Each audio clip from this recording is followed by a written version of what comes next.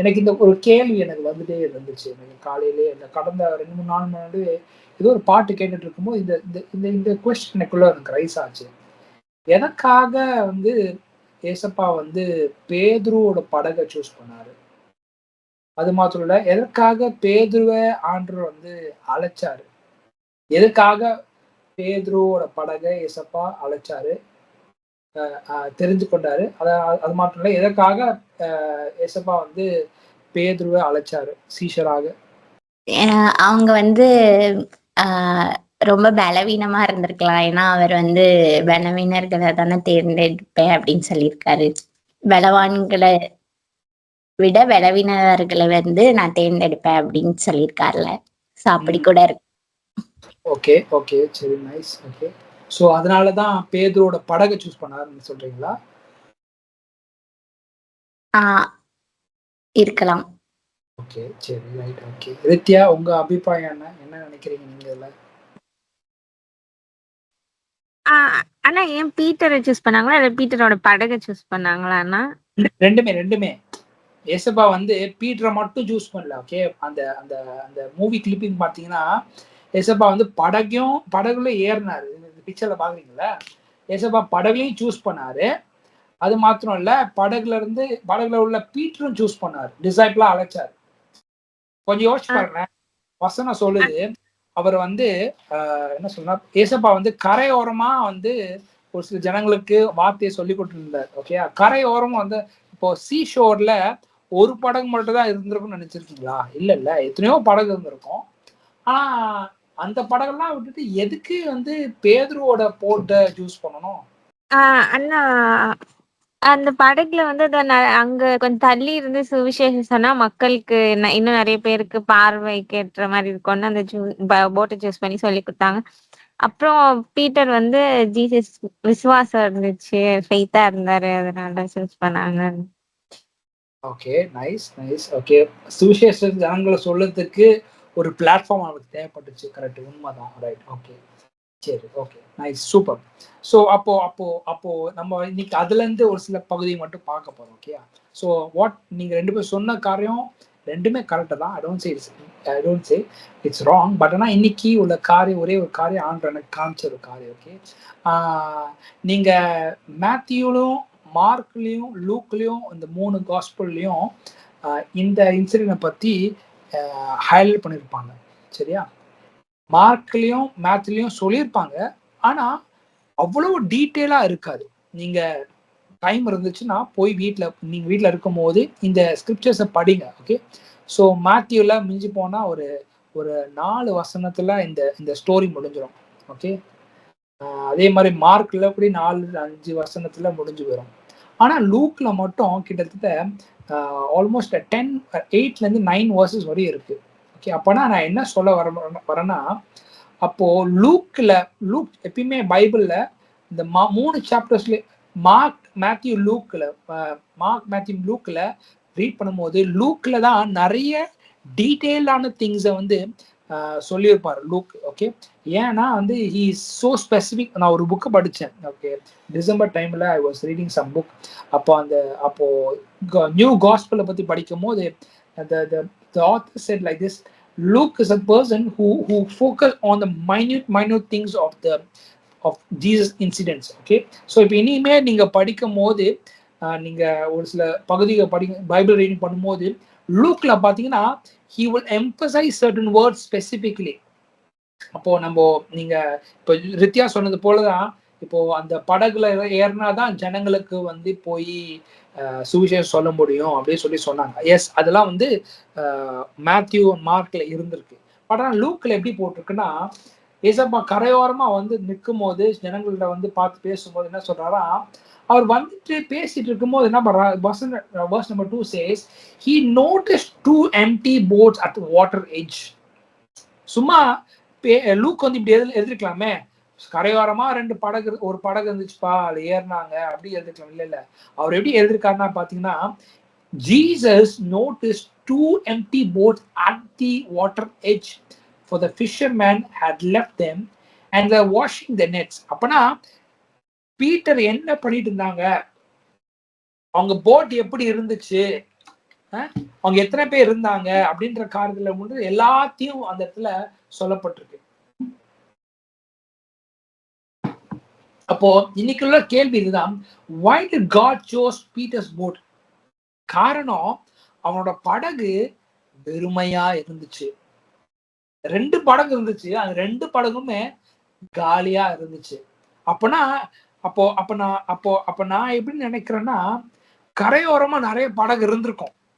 கரையோரமா இன்னைக்குள்ள காலகட்டத்துல நீங்க சீக்கெல்லாம் போனீங்கன்னா இல்ல ஹார்பர்க்கெல்லாம் போனீங்கன்னா ஏதோ ஒரு ஷிப் தான் இருக்குன்னு நினைக்கிறீங்களா? இல்ல, there would be plenty of ships who will come and unload பண்ணுவாங்க, கரெக்டா டிராவல் பண்ணுவாங்க, டைமிங் வைஸ் வந்துட்டு போவாங்க.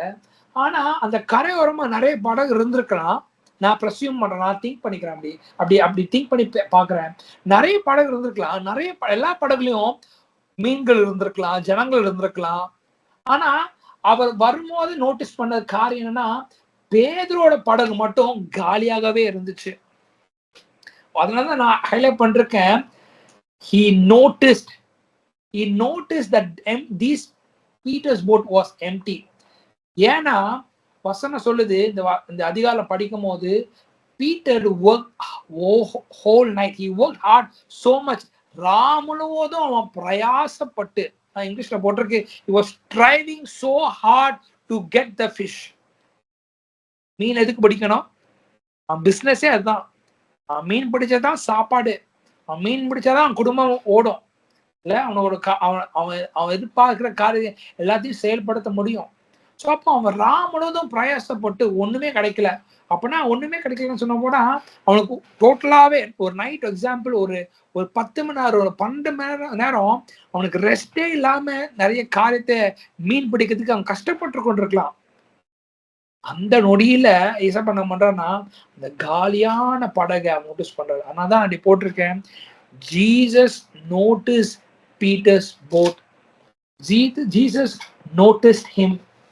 அப்போ I want to tell you in this night time, okay, ஒருவேளை மத்தவங்க நோட்டீஸ் பண்ணாங்களா இல்லையா எனக்கு தெரியாது. பீட்டர் கூட இருக்கிற ஆண்ட்ரூ நோட்டீஸ் பண்ணானே தெரியாது, ஜான் நோட்டீஸ் பண்ணாலும் தெரியாது, ஜேம்ஸ் நோட்டீஸ் பண்ணாலும் தெரியாது. ஆனா ஏசப்பா முன்னதாகவே அவர் நோட்டீஸ் பண்ணிட்டாரு. மீன்ஸ் இன்னைக்கு நம்ம காலகட்டத்தை எடுத்துக்கலாமே, நம்ம சூழ்நிலை சொல்லிக்கலாமே. எனக்கு நிறைய பேர் நினைச்சுக்கிறோம், நான் என்ன சூழ்நிலை நிமித்தமா நான் போகிறேன்றது யாருக்குமே தெரியாதுன்னு நினைச்சிட்டு இருக்கோம். கரெக்டா? நம்ம டிஃபிகல்ட் மூமெண்ட்ஸை நம்ம என்ன நினைக்கிறோம்னா, என் சூழ்நிலையை யாரும் புரிஞ்சுக்க மாட்டாங்க, நான் கோ த்ரூ பண்றது எனக்கு ரொம்ப கஷ்டமா இருக்கு. நம்ம நிறைய வாட்டி நம்ம சொல்லுவோம்ல, அப்பா அம்மாட்ட சொல்லும் போது சண்டை, ஒரு சில டைம் வந்து கோபத்துல நம்ம சொல்லுவோம்ல, நான் சொல்றது புரிஞ்சுக்கவே மாட்டீங்களே, நான் எவ்வளோ காரியத்தை எக்ஸ்பிளைன் பண்றேன், ஆனா எனக்கு புரிஞ்சுக்கவே மாட்டீங்களே. We think like that nobody is noticing. We think like that these are things are so difficult, so burdensome. ஆனா கொஞ்சம் நினைச்சு பாருங்க, Jesus noticed every detail of what Peter went through. இன்னைக்கு அதே போலதான் நம்ம வாழ்க்கையில நம்ம போகிற பாதை எல்லாவற்றையும் அவர் அறிஞ்சிருக்கார். ஒரு நாளும் இறுதியில் நினைச்சிடாதீங்க, என்னை யாருமே அறிஞ்சு கொள்ளல, யாருமே என்னை பார்க்கல, யாருமே என்னை விசாரிக்கல. இல்ல, அவர் உனக்காக எனக்காக ஒவ்வொரு நாளும் அவர் காத்து கொண்டே இருக்கார். He notices very very peculiar about you and me. In fact, he knows what you're going through in your life. ஏசப்பா ஒருவேளை படகு சூஸ் பண்ணும்போது ரொம்ப அழகான ஒரு படகு சூஸ் பண்ணிருக்கலாமே, ஒரு ஃபேன்சியான, ஒரு ஃபெமிலியரான, ஸ்டைலான போட்டு சூஸ் பண்ணிருக்கலாமே. அந்த காலகட்டத்துல people who goes fishing, அது இதுக்கு ஒரு பேர் இருக்கு, இந்த படகுக்கு ஒரு பேர் இருக்கு. ஓகே, பட் நான் என்ன பேரு ஞாபகம் இல்லை. பட் ஆனா இது it is called to be like a C-shape boat. C-shape boat. Okay, அப்போ அவர் சூஸ் பண்ணது, ஒருவேளை நான் நினைக்கிறேன் எல்லா போட்டும் நிரம்பி வழிஞ்சிருக்கலாம், ஏதாவது ஒரு ஜனங்கள் இருந்திருக்கலாம், வேலை செய்ய இருந்திருக்கலாம். ஆனா இந்த காலியான போட் அவர் என்ன பண்ணா, அவர் தேடி வந்தாராம். Jesus is not concerned about empty. அவர் காலியா இருக்கே, நான் வந்து போய் அங்க யூஸ் பண்ணிக்கலாம் அப்படிலாம் இல்ல. He wants Peter's boat no matter what he is. Amen. அதனாலதான் நான் போட்டிருக்கேன், Jesus wanted the empty boat to be used for his glory. அவருக்கு அந்த போட் வேணும். அவருக்கு அதாவது அந்த போட்டுன்னா யாருன்னா பேதுரு வேணும். பேதுருவை சந்திக்கிறதுக்கு ஒரு ஒரு ஒரு ஒரு ஒரு வழி வேணும். எப்படி ஆக்சிடென்ட்லா போய் பேசிட முடியாதுல்ல. ஒரு ஒரு ஒரு ஒரு ஒரு இன்சிடென்ட் தேவையில்ல, ஒரு சிச்சுவேஷன் வேணும்ல. அதனாலதான் ஏசப்பா என்ன பண்ற, வாலண்டியரா போய் he approaches Peter. ஏன்னா அவர் படகுல ஏறினால்தான் அந்த மகிமை உண்டாகும். அவர் படகுல ஏறினாதான் அற்புத அடையாளம் உண்டாகும். அந்த இடத்துல ஒரு அற்புத அடையாளம் உண்டாச்சு. அதே போல கானான் கல்யாணத்துல அதே நடந்துச்சு. அவர் காலியான பாத்திரத்துல என்ன பண்ணாராம், அவர் அற்புத அடையாளம் செஞ்சாராம். எப்படி? ராட்சரசம் எல்லாமே முடிஞ்சு போச்சு. ஆனா என்ன சொன்னாரு, இப்ப கச்சாடியில என்ன பண்ண சொன்னாரு, தண்ணீரை ஊற்றி நிரப்புங்கன்னு சொன்னாரு. அப்போ காலியான இடத்துலதான் ஆண்டவர் அந்த இடத்துல கிரியை செய்ய முடியும். இன்னைக்கு நம்ம வாழ்க்கையில ஒருவேளை காலியான இடம் இருந்துச்சுன்னா, the moment when you allow Jesus in your life, he can perform miracles, he can perform glorious things in your life. நீங்க நினைச்சிடாதீங்க, ஆண்டவர் என்ன ஒரு நாளும் பார்க்க மாட்டாரு, ஒரு நாளும் நான் போதுற கண்டுக்க மாட்டாருன்னு நினைச்சுக்காதீங்க. He notices every unseen peoples. அதான் 3வது வசனம் சொல்லுது, Jesus stepped into the boat. அப்பனா ஏசப்பா என்ன பண்ணாராம், போட்ல ஏறலாமா பெர்மிஷன்லாம் கேட்கல. வசனம் ரொம்ப அழகா போட்டிருக்கு. Stepping into one of the boats, Jesus asked Simon. இன்னைக்கு ஒரு நம்ம வீட்டுக்கு ஒருத்தவங்க வராங்கன்னா என்ன பண்ணுவாங்கன்னா, முதல்ல வெளியே காலிங் பெல் அடிப்பாங்க. கரெக்டா? காலிங் பெல் அடிச்சுட்டு அப்புறம் என்ன பண்ணுவாங்க, நான் இந்த மாதிரி வந்திருக்கேன் அப்படி சொல்லுவாங்கல்ல, நான் ஹலோ பிரதர், ஹலோ சிஸ்டர்னு சொல்லுவாங்க. அப்புறம் என்ன பண்ணுவோம், நம்ம போய் கேட் ஓப்பன் பண்ணுவோம், நம்ம வெல்கம் பண்ணுவோம், அப்புறம் தான் அவங்க உள்ள வருவாங்க. ஆனா ஏசப்பா இங்க அவரோட ஸ்டைலே டிஃப்ரெண்ட். எப்படி இருக்குன்னா, அவர் பேதுருவை சந்திக்க வரும்போது என்ன பண்ணாரா, முதலாவது படகுல ஏறிட்டாராம். வசனம் போடுது, stepping into one of the boats. அப்படின்னா பேதுருவோட படகுல முதல்ல ஏறிட்டு தான் ஏசப்பா சொல்றா, is asking permission to Simon. என்ன சொல்றாரு, படகுல ஏறினதுக்கு அப்புறம் என்ன சொல்றாரு, Simon to push it out into the water. So he sat in the boat and taught the crowd from there. இன்னைக்கு ஒருவேளை அவங்க வீட்டுல ஒரு 3ஆவது நபர் உள்ள வந்தா என்ன பண்ணுவீங்க? ஜூடித், நீங்க என்ன பண்ணுவீங்க? ஒரு 3ஆவது நபர் எதுவுமே சொல்ல டைரக்டா உள்ள உங்க வீட்டு சோஃபால உட்காந்துடுறாங்க. ஜூடித், என்ன பண்ணுவீங்க? யார் நீங்க அப்படின்னு விசாரிப்போம். யார் நீங்க? ஓகே, விசாரிப்போம். விசாரிச்சு அவங்க பதில சொல்ல என்ன பண்ணுவீங்க? வெளியே அனுப்பிடுவோம். வெளியே அனுப்புவோம் இல்ல? நீங்க நானா இருந்தானா அதேதான் பண்ணுவோம், எல்லாரும் தான் பண்ணுவோம். ஆனா பேதுரு அது பண்ணலையே. அவனுக்குள்ள கொஸ்டின் வந்திருக்கும், கேள்வி வந்திருக்கும், யார் அவரு? ஒருவேளை தெரியும் இவர்தான் இயேசு, இவர்தான் அற்புதம், இவர்தான் அந்த மெஸ்ஸாயாவோட தெரிஞ்சிருக்குமா எனக்கு தெரியல. அதுக்கப்புறம் தான் தெரிய வந்துச்சு.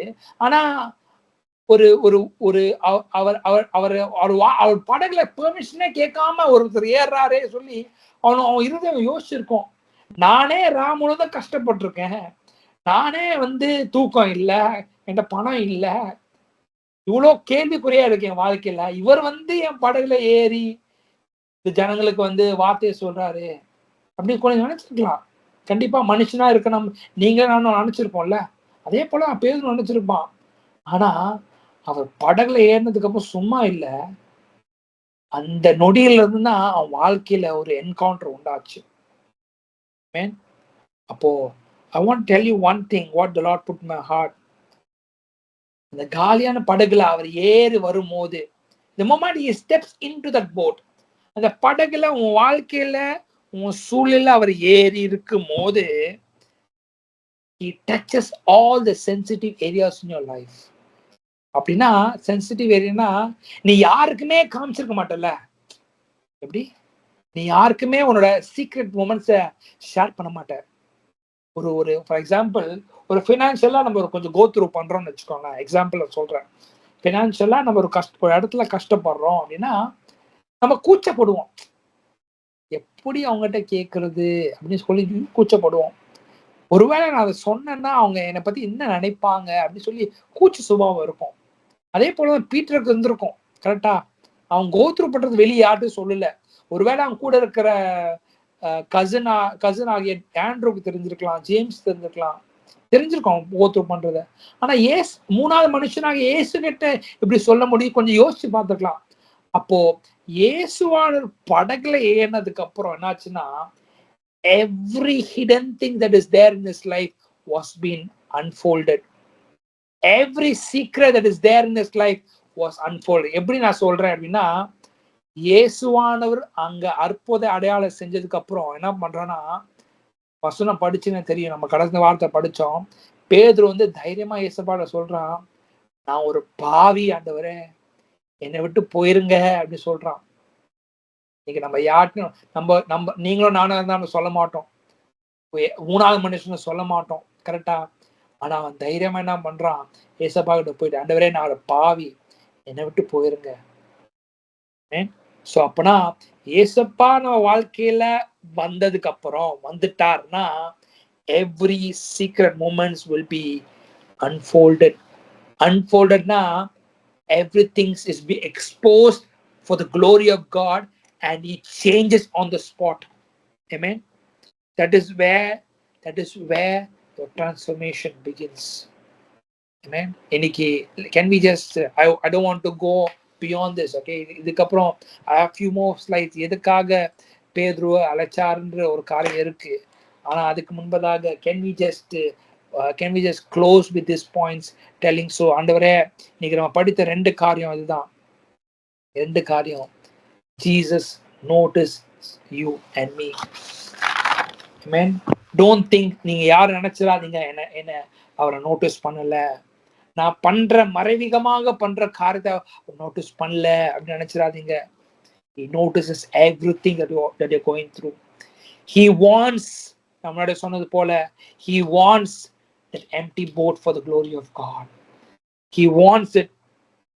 He wants அந்த காலியான படகுல அவர் ஏறி நிற்கும் போது என்ன ஆகுதுன்னா, வெறுமையா இருக்க போது இல்ல, நிரம்பி வழிகிற ஒரு பாத்திரமாய் மாறும். அவன் ஒரு நாளைக்கு காலியா இருந்தான், இயேசுவை சந்திக்கும் போது காலியா இருந்தான், வெறுமையான படகா இருந்தான். ஆனா இயேசு வாழ்க்கையில வந்ததுக்கு அப்புறம், இயேசு வாழ்க்கையில பேர்மையான காரியம் செஞ்சு முடிச்சதுக்கு அப்புறம் என்ன ஆச்சுன்னா, நீங்க ஜான்ல படிச்சீங்கன்னா you will see he will catch 153 big fishes. Amen. அது வருகிற நாட்கள் அது படிக்க போறோம். Amen. ஸோ அதை கொண்டு நீங்க ஜானை படிச்சா தெரியும்.